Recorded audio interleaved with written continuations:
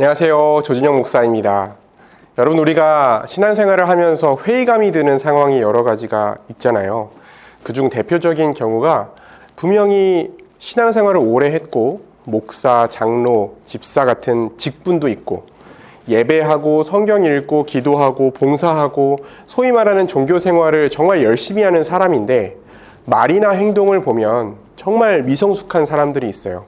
다른 사람에 대해서 쉽게 평가하고 비난하고 험담을 한다든지 자기 이익만 생각하는 이기적인 태도를 보인다든지 다른 사람의 입장을 생각하지 않고 무례하게 행동하거나 말한다든지 사회에서도 받아들여지기 어려울 만한 행동을 교회에서 하는 사람들이 있습니다. 그런 모습을 우리가 볼 때가 있어요. 그럴 때 도대체 신앙생활이라는 게 뭘까? 신앙생활에 의미가 있나? 신앙생활 오래 하고 교회 열심히 다녀도 똑같네. 오히려 더하네. 이런 고민이 생길 때가 있어요. 그래서 오늘은 이런 현상에 대해서 우리가 어떻게 이해해야 되는지, 또 어떤 사람이 진짜 신앙이 성숙한 사람이라고 할 수 있는지 한번 나눠보려고 합니다. 여러분, 우리가 하는 일의 대부분은 목적이 있어요. 예를 들면 고등학생들은 대부분 입시, 대학 입시라는 목적을 가지고 학교에서 공부하잖아요. 기업은 이익을 창출하기 위해서 기본적으로 일을 합니다.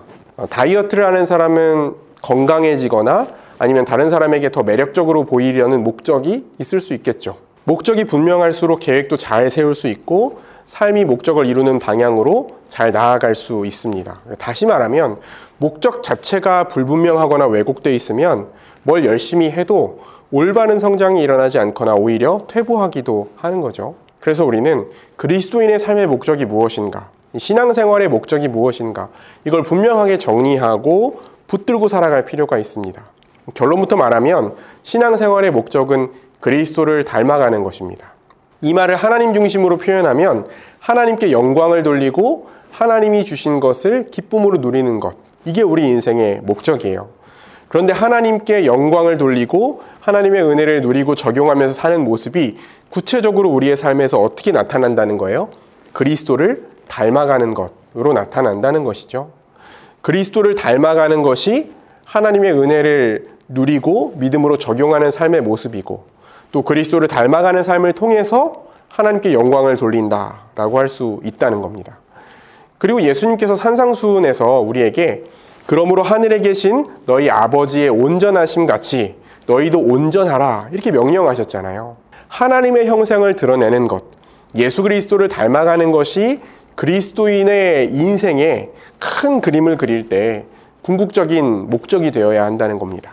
여러분들, 하나님께서 이렇게 그리스도를 닮아가라, 하나님의 형상을 닮아가라 이렇게 명령하신 것이 죄와 죽음과 악한 영의 지배 아래에 있는 죄인들을 향해서 하신 말씀이 아니에요. 참된 믿음을 가지고 그리스도 안에 있는 사람들, 그리스도 안에서 옛사람은 죽고 새 사람을 입은 하나님의 새 언약 백성, 하나님의 자녀된 자들, 성령과 함께하는 주님의 교회를 향해서 말씀하신 겁니다. 그러니까 하나님 이렇게 말씀하시는 거예요. 내가 예수 그리스도의 십자가를 통해서 너희를 죄와 죽음의 지배로부터 이미 해방시켰다. 내가 이미 너희 죄를 용서하고 너희를 의롭게 여기고 거룩한 하나님의 백성, 왕 같은 제사장, 하나님의 자녀의 신분으로 내가 이미 변화시켜 주었으니 너희는 그 믿음을 굳게 붙잡고 그 신분에 어울리는 삶을 살아라. 그 존재에 합당한 삶을 살아라. 하나님 이렇게 말씀하시는 겁니다. 그리고 하나님께서 우리 안에 계신 성령의 능력으로 우리를 변화시켜 가세요. 그러니까 그리스도를 닮아가는 삶의 기본적인 전제는 뭡니까? 이 사람이 참된 신자여야 한다는 거예요. 사실 그리스도인이 왜 그렇게 살아? 라고 말하기 전에 먼저 점검해야 될 게 뭡니까?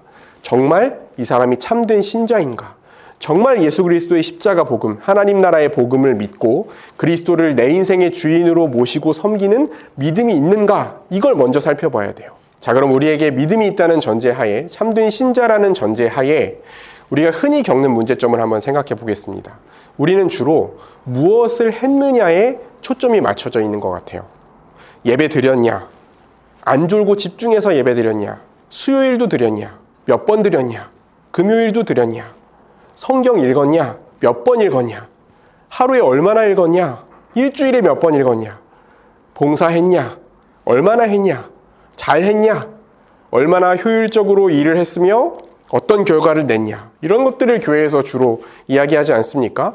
이런 것으로 자꾸 신앙을 평가하려고 하고 이런 기준으로 신앙을 인정받으려고 합니다.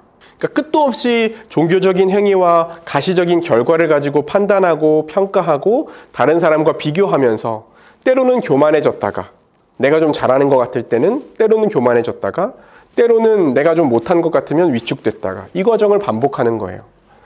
물론 공적 예배에 참석하고 교회 공동체를 섬기고 하나님의 말씀을 읽고 기도하는 건 너무나 중요한 일이고, 정말 예수 그리스도의 십자가 복음을 믿고 하나님을 사랑한다면 누가 시키지 않아도 자발적으로 그렇게 하는 것이 마땅합니다. 그런데 그게 다가 아니라는 거죠.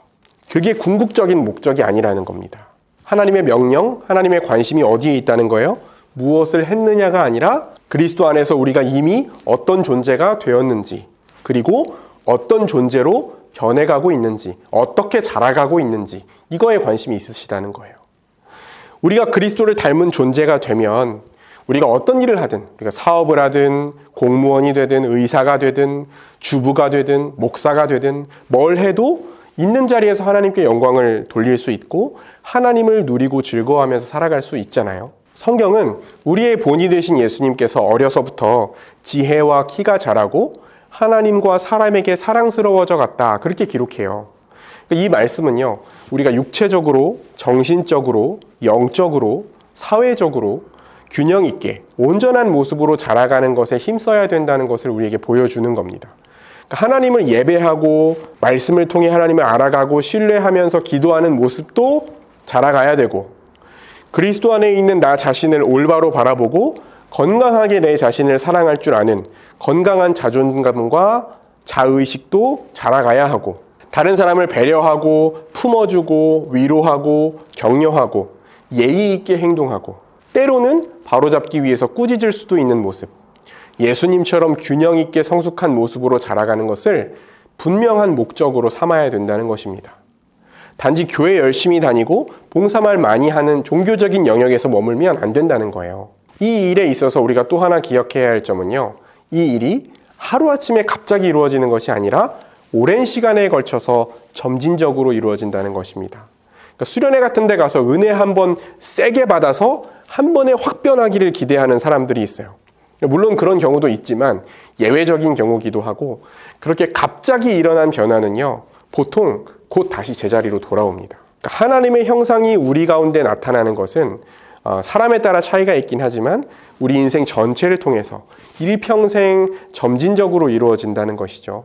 그렇기 때문에 나 자신을 볼 때든 다른 사람을 볼 때든 조급해하기보다는 내가 그리스도를 닮아간다라는 분명한 목적을 가지고, 그리고 어려워 보이더라도 그 기준을 낮추지 않고 내가 지금 시간이 지날수록 그리스도 안에서 성령의 인도를 따라서 그리스도를 닮은 모습으로 자라가고 있는지, 이 인생의 여정 속에서 올바른 방향으로 나아가고 있는지를 점검할 필요가 있습니다.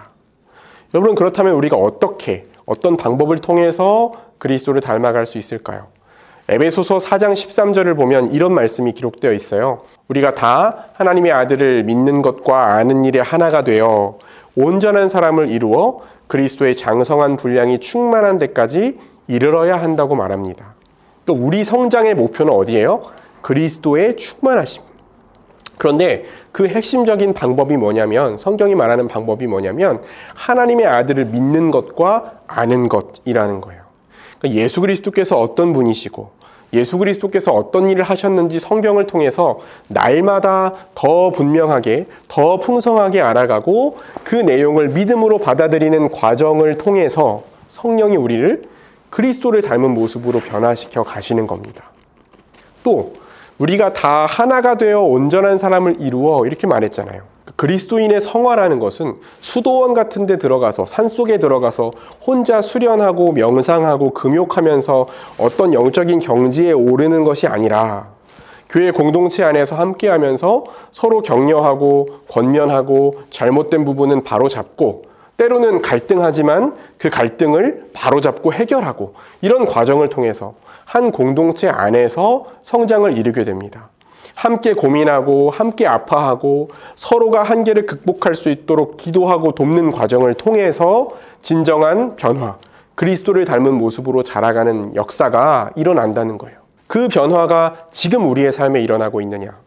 예수 그리스도의 생명의 역사와 성령의 능력이 지금 내 안에서 일어나고 있는 것이 중요합니다. 얼마나 오랫동안 신앙생활을 했고, 과거에 어떤 영적인 체험을 했고, 과거에 어떤 부흥의 시대를 경험했고, 얼마나 과거에 열심히 교회를 섬겼고, 그런 것들을, 물론 과거의 일도 하나님의 은혜고 감사할 일이지만 현재가 더 중요하다는 거죠. 이스라엘 백성들이 어땠어요? 하나님이 애굽에 10가지 재앙을 내리시고 홍해를 가르시고 불기둥과 구름기둥으로 인도하시는 기적을 다 경험했어요. 근데 그럼에도 불구하고 불평불만했잖아요. 아무리 과거에 대단한 일을 하고 대단한 경험을 했어도 지금 내가 그리스도를 닮아가는 일에 관심이 없고 지금 나에게 성령의 열매가 나타나지 않는다면 우리 자신을 점검하고 돌이킬 필요가 있다는 것이죠. 자, 여러분, 지금까지 우리의 신앙생활의 진짜 목적이 무엇이고 우리가 오래 신앙생활을 하고 교회에서 하라는 일을 열심히 하면서도 인격과 성품이 변화되지 않는 이유가 무엇인지를 함께 고민해 봤습니다. 그리고 우리가 그리스도를 닮아가기 위해서 늘 기억하고 기도해야 될 일들에 대해서 함께 나누어 봤는데요. 내 신앙의 연수, 과거의 경험, 좁은 의미의 종교 생활에 매여서 그리고 다른 사람과 늘 비교하면서 교만함과 열등감 사이를 오가는 그런 신앙생활이 아니라 정말 날마다 그리스도를 더 분명하고 깊이 알아가고 더 확고한 견고한 믿음을 세워가고 그리스도를 닮아가는 역사가 저와 여러분 가운데 일어나서 우리가 하나님께 영광을 돌리고 하나님의 은혜를 누리고 적용하면서 살아갈 수 있기를 기대하고 기도하겠습니다. 긴 영상 시청해 주셔서 감사합니다.